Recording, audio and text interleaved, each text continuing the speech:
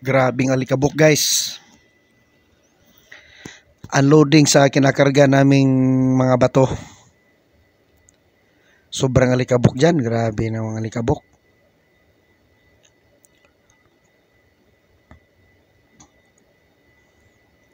Yung mga bato na yan ang gigilingin sa crusher. Gagawing aggregates. Yung iba panambak.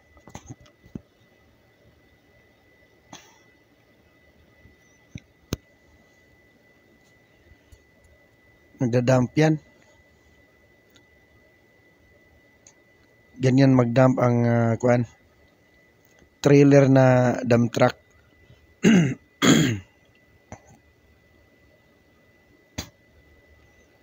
Dahan-dahan lang kasi yung pwesto namin dito medyo hindi maganda ang label. Delikado pag nagkamali.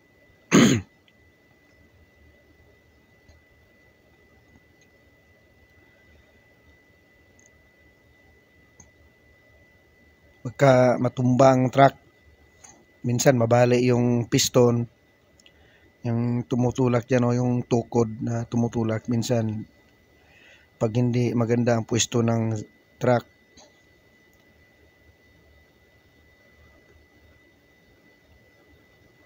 mabali yan. Kailangan talaga nakapwesto. Yan nga, medyo tagilid dyan eh. Hindi siya maganda ang pwesto, kaya dandahan.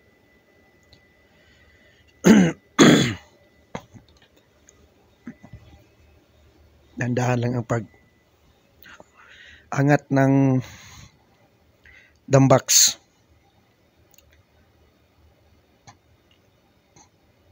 Pang ilang piston na yan, pangalawa, dalawa kalahati, magtatatlo. Tatlong cylinder.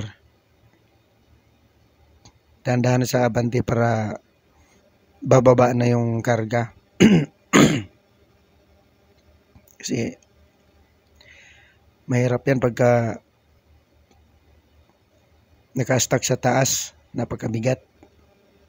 Pagka bibigyan ang piston kasi yun nga, hindi maganda ang label ang pwesto. Pangit ang pwesto dyan sa lugar na yan.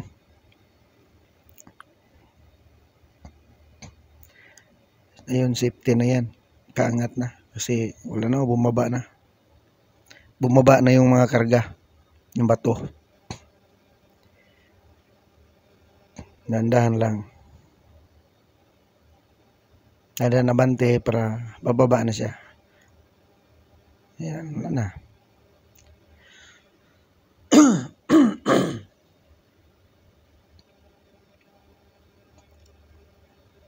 Ako naman ngayon,